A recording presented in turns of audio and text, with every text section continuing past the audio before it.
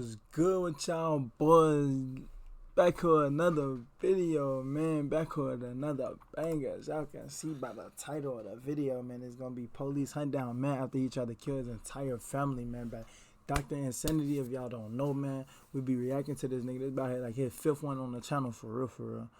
And yeah, bro, nigga be getting us hot. You feel me? Nigga be having us with some good stories. You feel me? Some good, real clipped, you feel me? Cause you feel me? We got real footage. This the real footage to everything. Dr. Insanity don't never come out with no fake ass footage. You know what I'm saying? Do your homework on Dr. Insanity. He ain't with all that fake shit. You feel me? But man, we going crazy. 2026, man. Happy New Year's, bro. We 1 week into January. We 1 week into 2026, man. To the new year, and man, hope and pray for some better vibes, man. You know, cause life been kicking ass lately, man. Like, comment, subscribe, share this video. We're gonna get into it. Stand by. This is Jason Carrolls, and he's currently being chased by 12 police cars and 1 police helicopter. God damn it! We stuck in a little bit of traffic here. The reason is that just a few hours ago, he killed all 3 of his children to get back at his wife for What the fuck? This what the fuck we do to get back at females, bro? We did like Look here. Hold on, chat. Look here. Look here. As a grown ass man, why are we doing shit to tit for tat with a female? You feel me? That's what females do. Not only that, nigga, you just took your fucking own flesh and blood, your seed, nigga. You just took your own seed. Hey, man, I ain't even finna sit here and keep on pause. We 20 seconds into this video, bro. This nigga just took his fucking own seed. This nigga is crazy. Look, we gotta, look. Not even trying to be this type of person, but like, they stay saying the black niggas be crazy, man. I'm telling you, the black niggas is crazy, gang. I'm gonna tell you what it is. The black niggas is crazy, but black niggas ain't shooting up schools and doing this type of shit. We killing, yeah. Do y'all homework, man. divorcing him. What is going on? I don't know. Man, why'd you do it? I think I felt like I was saving them. However, this car chase would end. Do it. I think I felt like I was saving them. However, this car chase would end in a disaster. I'm sorry. Steel bridge Don't piss coming me up. off, man. He's swerving. It's 5:30. My bad. It is 5:30 in the morning.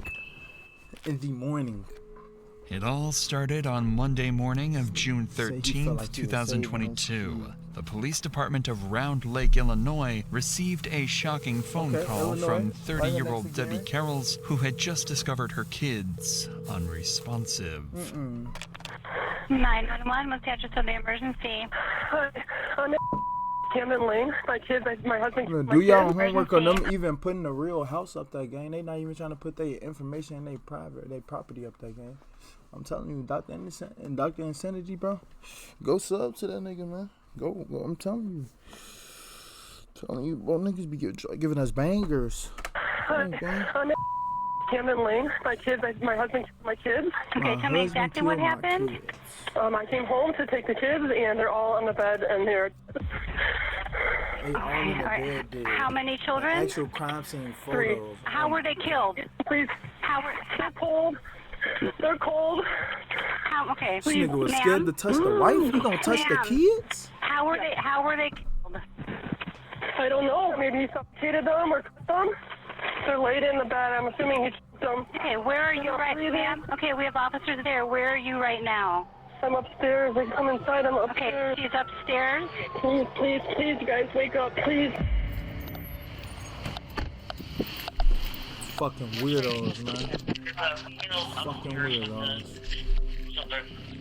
Fuck the kids had to do with anything that these niggas had going on, bro. We gotta get in there for rescue this. Let's just go in. Let's just go in. I think we have nothing. We're at 42 locations. Police! Police department! Police! Coming up! Coming up! I got blood here. There's blood all over. I didn't see here. Is there anybody else in the house, ma'am? You don't know if they Is there anybody else in the house? I don't know. What's going on? Okay. Okay, ma'am, do you have any weapons? No, I don't have any weapons. I'm gonna have you step out here with me, okay? Come out here. Step out of the room. Okay, come out here. When officers made it to this horrifying scene, they quickly escorted the traumatized mother out of the room, and inside, they found her 3 kids, Bryant, Cassidy, and Gideon, all lying in the same bed, What the fuck completely is wrong with unresponsive. niggas, man? As of now, all the information officers have comes from Debbie's 911 call, where she claimed her husband committed the act. However, he is nowhere to be found, so they decide to ask her. You haven't spoken to him at all today? No. No? Last night. Okay. Where are you coming from, sir? Where am I coming from? Yeah. My mom's home. Debbie would go on to explain that she drove to this house to pick up the kids from Jason Carroll's, her 36-year-old ex-husband with whom she'd been going through a divorce. 2 days prior to this Now crime, look at Debbie's him. husband... Like, you gotta know. Like, you gotta know something, gang. Look at him. Like, gang, like... Bro, the nigga look like... The nigga look like a nerd. Bro, he looked like Lester, gang. with Do whom y'all she'd know, been like going a through a young-ass divorce. Lester or 2 days something, like, prior I to this don't know. crime, Debbie said she had given Jason their 3 kids to spend time with him, not realizing this would be the last time she saw them alive. When it was time to pick them back up, Jason wouldn't answer the calls, making Debbie grow nervous. That's when she decided to check up on her children herself, only to discover the scene Jason left behind. These facts alone are enough to make Jason the prime suspect. Police officers decide to check on the whole house and confirm that the suspect is on the loose and not hiding somewhere at the crime scene. I want to make sure no one is hiding in the house that we're missing out on. If you guys want to be, I'm going to check the rest of these rooms. Police department!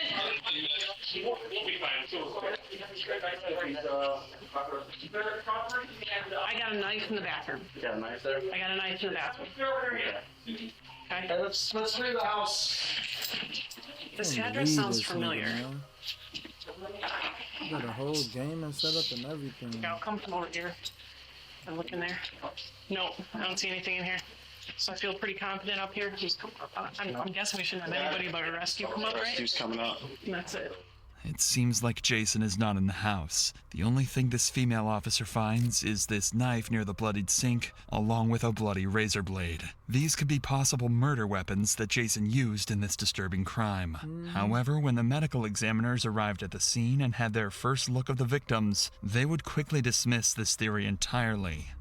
So, do you guys see the wounds on the kids? Because there's a lot of blood. I don't want to make you guys touch or anything with the body. I don't see anything other than blood to the hands here. I mean, it's nothing that would ever be worth resuscitating at this point because they're just... What I'm wondering is if this is Dad. I'm not sure whose that is, but I don't believe it's one of theirs. The victims had large, strange markings on their necks. The lips, skin, and even nails on all 3 of them were completely blue. It was clear the victims had been choked, but there were no signs of stab wounds or similar on their bodies. This made the officers question where exactly all the blood had come from. In every room the officers would look through, there were pools of it, especially in the master bedroom where the victims were found. This is where one of the officers would find a trail of blood droplets leading downstairs into the kitchen, where she would find their biggest clue yet. A letter to Debbie. Despite the difficult handwriting, there are several clues in the narrative proving that Jason Carroll wrote this note and left it in plain sight for Debbie to find. According to Jason, their marriage lasted for 7 years before they filed for divorce and fought in court over the full custody of their children. Halfway through the note, it seems that Jason lost the court. And this is also confirmed by the disturbing sentence written in the middle of the note. If I can't have them, neither can you. Finally, Jason ends the letter by saying he would end everything on his terms. Yet, it wasn't the most horrifying thing the officer would discover in the same room. She'd find another writing, now on the board. I'm sorry, I loved them too much to leave them behind. You promised. You swore. You lied. This is not just evidence. This is a confession that whatever happened to their kids, he knows the absolute truth. But if he did what he promised to do, then police officers would have more trouble finding his body than his confession. But luck was on the officer's side this time. Something was missing in that house, specifically in the garage. Jason's red 2010 Nissan Maxima, a significant clue that would help them find Jason. Moments later, the Round Lake Beach police would alert police departments across the Chicago area to look for that exact car. The clock was ticking, but it wouldn't be long before an Illinois state officer discovered a car that fit the description perfectly and attempted a traffic stop. They weren't sure if this was their guy until the driver stepped on the gas and sped away quickly. This would result in a major police chase that would draft helicopters and a dozen units, ending in absolute disaster. This nigga crashed. But before we get to that, an absolute disaster. In Morgan, one car crash victim in Florida won a verdict worth $12 million more than their, and it takes only a few minutes to see if you have a case. Mind you, though, I just got out of a car crash too. You can start your standby. What the fuck? This is Jason. This is not units to help catch him, including dollars, and another seriously injured Morgan and Morgan by visiting www. Sped away from the officer that tried to stop him. That officer wasted no time in calling all available units to help catch him, including a police helicopter equipped with thermal vision. The adrenaline-pumping chase continued like this for 17 minutes, with police driving as fast as possible, but Jason somehow going quicker, even managing to slip out of the helicopter's vision for a brief time. You got visual? Stationary westbound center with K92. We're westbound passenger, westbound passenger. He went down. Yeah, this nigga Jason could have got away. Looks like he's got a 1050 on 80 here. But once you got a chopper in your game, it's like. We're right on him now. He's caught up to traffic. 541 on him. I got him too. Yep, moving over. Come up on bridge. Come up on bridge. Outside shoulder. If Jason had more fuel than the helicopter, there might have been a slight chance he could have gotten away. But suddenly, this happens. Westbound past Chicago, Steel Bridge coming up. Steel Bridge coming up. Continuing.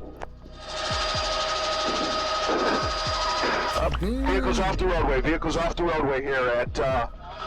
He came all the way down, sorry. Water Street in Duncan. Water Street, Duncan. Wait.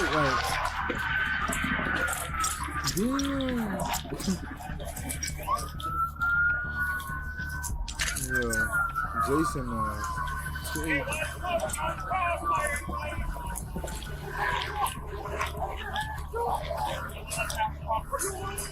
Like, how you even get put in this type of situation? I can't see. Can you see? Got no eyes on him.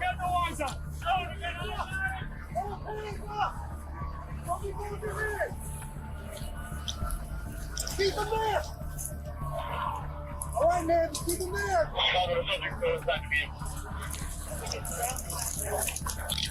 Fucking murder, bro. Damn. He cooked in that bitch. Can you see his hands? Yeah. Put your hands in. Keep him up. No, I'm not going to shoot you.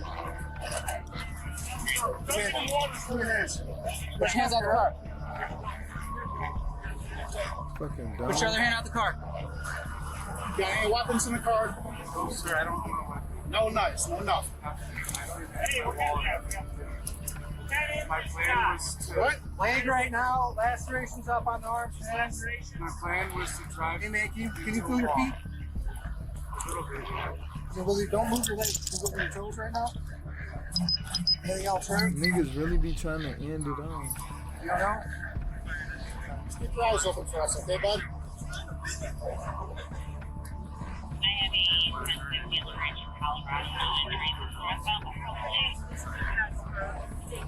What's that?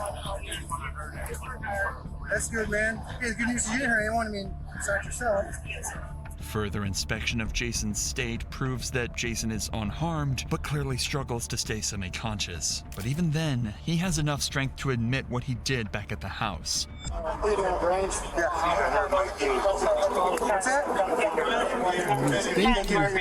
Think, nigga?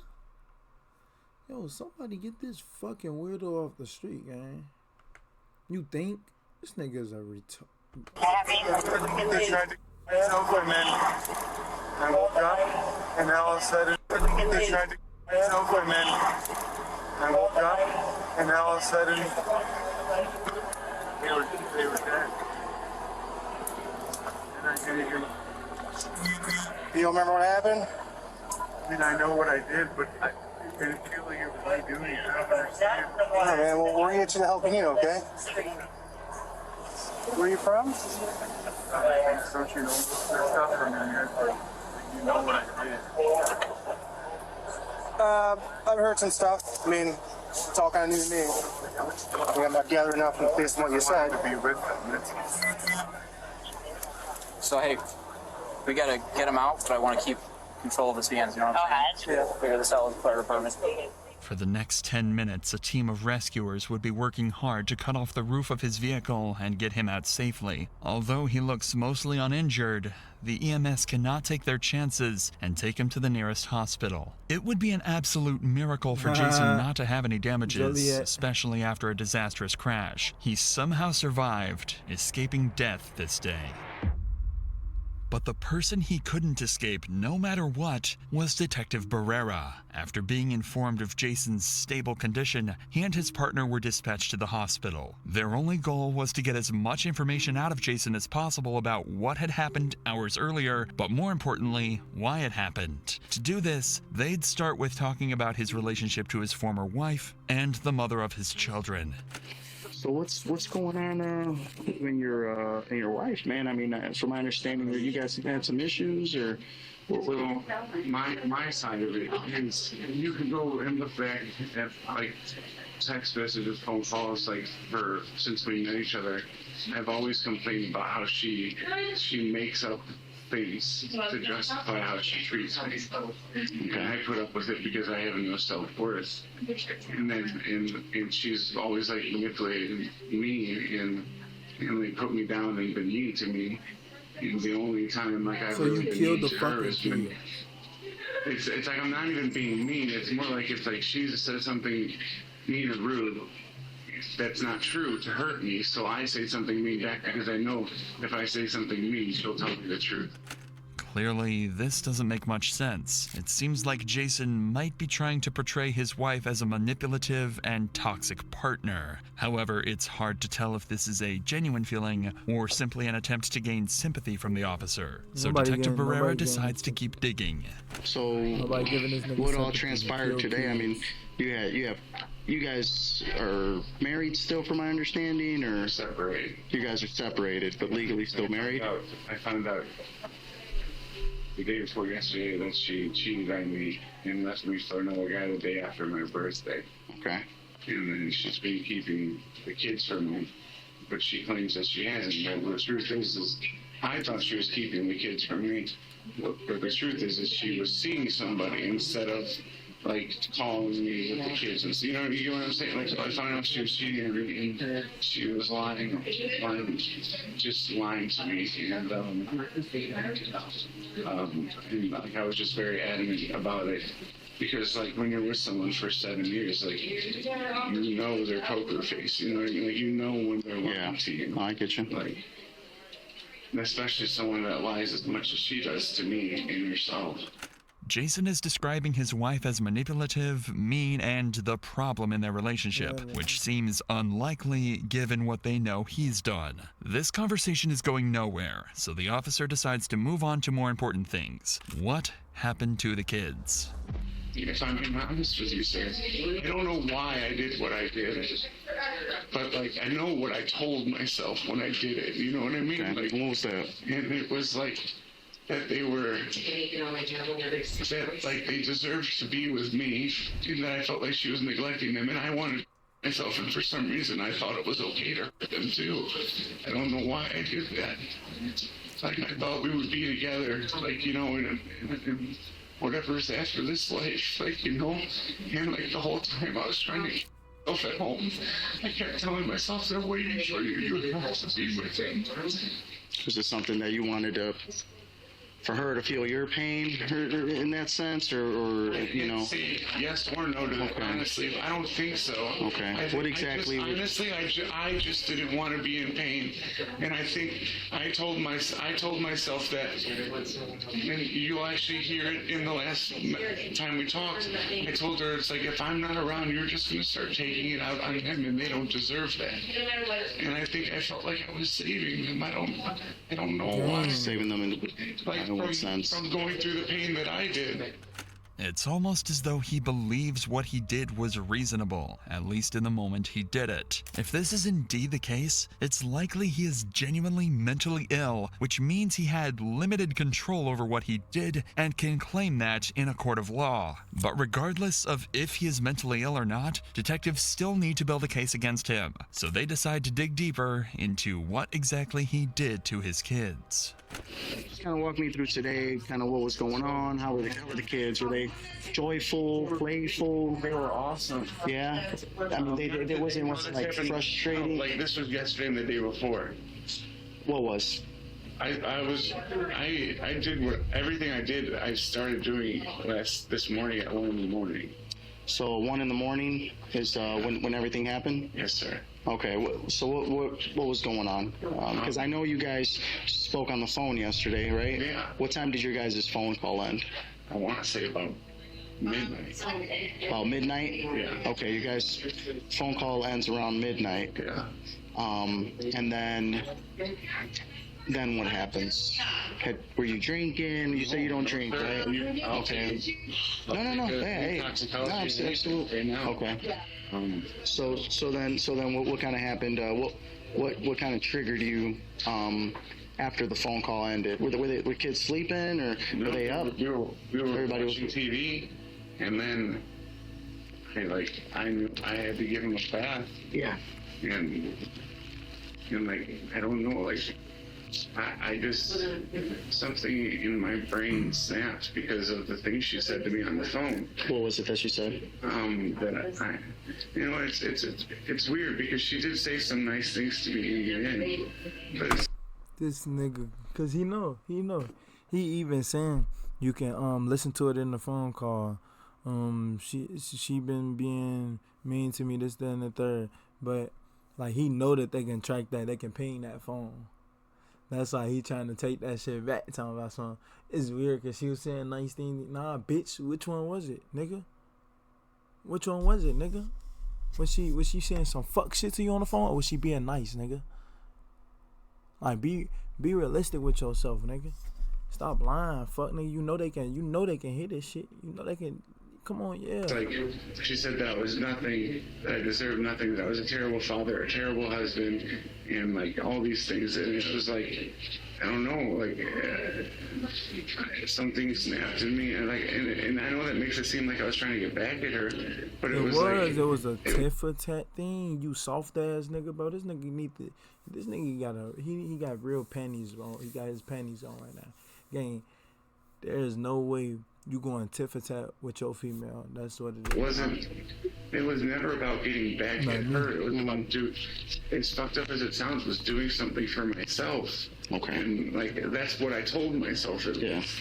The detective makes a final note and leaves Jason on a little break before they can continue questioning. There might be something Jason hasn't mentioned yet. Something like a sheet of paper with his handwriting lying on a kitchen table and a short note on the board.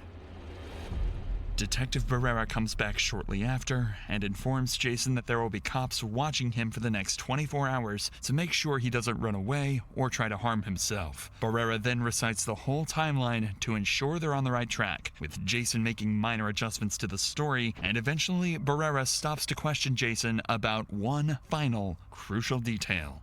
One thing I did want to ask was, so I know one of the officers noticed there was a note left on what was in the kitchen. Yeah. Now, was that when you left the house? So like, something snapped at me. I wrote the letter and then I did it. Okay. That makes sense then.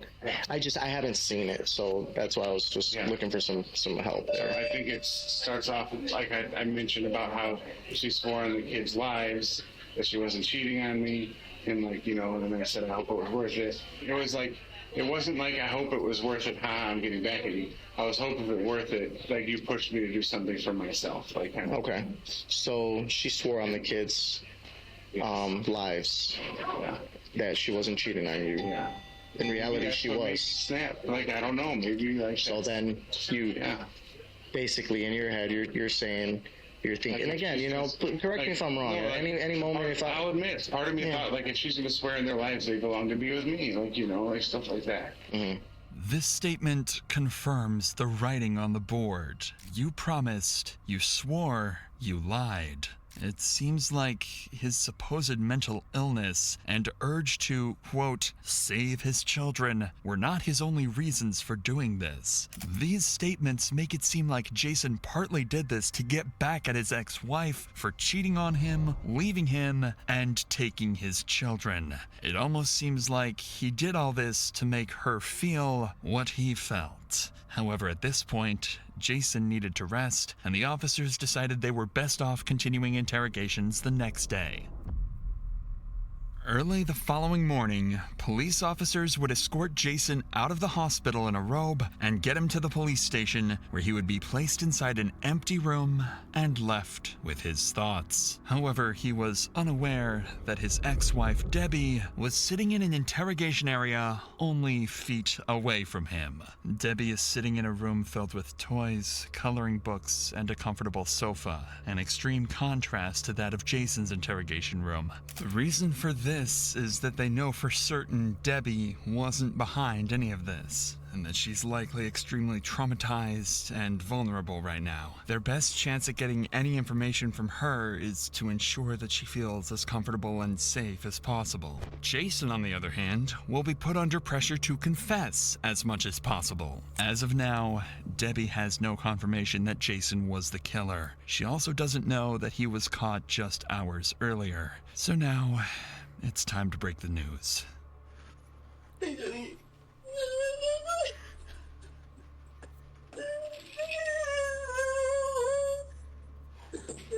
I know we spoke earlier. I'm sorry, I don't, you know, this isn't part of my job I enjoy.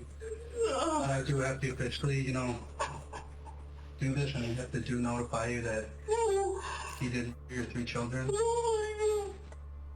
I don't believe it. Did you find him? Yes. Is he dead? No. Where did you find him? The police chased about an hour and 30 minutes away from here. He's in custody, and we're gonna do our best. I'm a detective on the detective unit. We're gonna charge him as best as we can. We're gonna do this right. Look at his ass, bro. Everything Jason said up to this point was nothing but his own version of events. And Debbie, well, she never got the chance to talk about what she saw that day and what it made her feel. As a victim, her voice matters the most, and that voice would be the final nail in Jason's coffin. I woke up. I ate, I didn't contact them until I was on the way to get them because they had the doctor's appointment today. I went to Walmart to get diapers. I went to Walmart to get some sand for their playback. I got a bathing suit for my daughter. And then I went there and I opened the garage door and didn't notice anything. I didn't really think about it. I walked in and I looked to the right and I saw the door broken off the hinges. And then I saw drops of blood. And then I turned around and looked in the garage, and I saw that his car was gone. I started calling him because I thought maybe he took the kids or went somewhere. And I heard his phone upstairs. So I started walking up the stairs, and I just saw more blood, and then just started saying to myself, no, God, please no, please no. And I go in the room, and I saw all 3 of them there on the bed. And they were waking up. They were so cold. While Debbie was spilling her heart out, Little did she know, Jason was sitting in the room next to her, staring down into the emptiness. Her ex-husband, the father of their kids, and a vicious murderer. It's hard to understand what he thinks at that moment, the memories he had with his children, or the regret he feels for making them leave this world too early. After 10 minutes of complete silence, Detective Barrera returns to the interrogation room for his second and last conversation with Jason, with no idea that he was about to discover a major piece of this story that could have prevented this entire massacre from ever happening. How's your work situation? Do you work during the weekend? No, I don't work at all. That's why I felt like I should be watching and seeing them a lot more. Okay, all right. How long have you been unemployed? Since December. Since December? Okay. What'd you do before? I worked at Bob's Crab House. Bob's as a waiter. Okay. You still keep in contact with your coworkers there? No? Okay. So, ever talk to any of them? I did reach out to one of them after I found out that he was cheating because she had claimed that she met him at a bar and that one of her coworkers gave him her number. So I just messaged whoever. I was like, hey, can I ask you a question? And he was like, oh, sorry, I didn't get that. I was like, oh, never mind. Like, I figured it out. And then I kind of broke down later, and I was like, I just found out. And I told him, like, everything, because he was the one person that I felt like I could trust. Have you talked to him since? No. How long ago have you had contact with him? That was, like, 2 days, or that was, like, Saturday or Sunday. And so Saturday, the kids get dropped off. Around what time did they get dropped off? I want to say 1. It was afternoon. Afternoon? Yeah. Okay. How were the kids? Were they happy to see you? Joyful? Yeah, they were happy to see me. And, like, well, because the kids were outside playing on the swings and stuff, so, like, I started asking around, like, I was very, like, calm and I was just asking questions about, like, who she was seeing, like, how she met him and stuff. And then, and she would say, like, she didn't want to talk about it anymore. And I would say stuff like, what do you have to lose? Like whether you cheated on me or not, it doesn't change anything with the custody battle, because Illinois, like, I know the law with, like, it wasn't a bad, like, exchange. It wasn't bad, it wasn't good. It was just I had handled it great until I had got mad and texted her later, and like, I don't remember what I said in the text. Okay. Because I was just so mad that she was, like, that she's still lying to me, Okay. and that, yeah. So then you sent her a message, and you, And I was getting upset too, because she kept saying stuff like, you should be spending time with the kids, and I'm like, I'm messaging you because they're sleeping. Like, I'm messaging you because, like, I can play with them and text you at the same time, like, With all of these events combined, there would be one last phone call that pushed Jason to his limits. But that same phone call could have prevented this murder, if not for Jason's hatred. And you mentioned it was the phone call that kind of set things off, maybe? That's the thing, like, I mean, there was a phone call, and then about a half hour, 45 minutes later is when I started everything. But, like, even the phone call, it's like, it ended well. Like, it had a great ending. Even the phone call, like, sounded like she was willing to work with me and stuff, but I think I just didn't believe it, like, and I just didn't want, I know it sounds up, it messed up, but I just didn't want this to end. Like, I wanted to be with them forever, and I felt like this was the only way. It sounds like Jason actually was close to resolving a lot of his frustration with Debbie. But something after this call and before the attack must have triggered him to go through with this insane and horrifying plan. Like, I don't mean, like, I don't want to hurt her, but I'll say some things sometimes to hurt her because she hurt me, and, like, okay. But I wasn't doing it to hurt her. Like, okay. That was not my intent. Because, like, if that's what I wanted, I would have, if I really wanted to hurt her, I would have stayed home. I would have waited for her to see the kid like that, and I would have hurt her too. Okay. You know what I mean? Like I would not. I believe you, Jason. Yeah, I don't think by any means am I sitting here saying you want to hurt her. You know, I mean, again, I don't want to hurt anybody. Okay. Now let me ask you this. Now you knew at some point she would come and find you guys. Yeah, hey, business owner, tired of wasting hours on scheduling, attendance, and payroll? Connecting's here to simplify all. Let's be real. Yes, that long ass pause. What Detective Barrera just said catches Jason by surprise, because his actions contradict his statements heavily. How could Jason claim that he didn't plan to hurt her when all his actions would ultimately lead to Debbie finding all three of them unresponsive? It wasn't until about like noon, 12:30, like so 12 hours later almost. That's when I realized like she's gonna be here soon. Like I can't, like I don't want to hurt her. I don't want to. I can't be here when she's here because I'm just gonna end up hurting her to give myself more time to be with them. Okay. Yeah. And so like my whole thought process was, is the only way to get more time to do it is that I'll go drive into something, but then. There was just too many cars on the road. I didn't want to hurt anybody else. So I drove to the city. Which I don't know my way around. I don't know anything about the city. I've only ever been to Chicago, like, for sporting events, and that's it. His response to Barrera's question completely falls apart when it's clear his actions left Debbie to discover the gruesome scene, traumatizing her forever. All of this made it clear, not just to detectives, but later a jury, that he was mentally ill and was not fully in control over what he did. In June of 2022, he was charged with 3 counts of first-degree murder, and in February of 2024, pleaded guilty but mentally ill. This means he will serve a life sentence without the possibility of parole, while also receiving mental health treatment. After the story went public, Debbie chose to start a GoFundMe page in order to raise money for the funeral and court expenses, gaining over $70,000. As of December 2024, she's decided to maintain her privacy, but we can hope she's doing her best to move forward and recover from this tragedy. She probably like never want no more kids, gang, because of that fucking weirdo right there, bro. Man, my condolences to Debbie, man.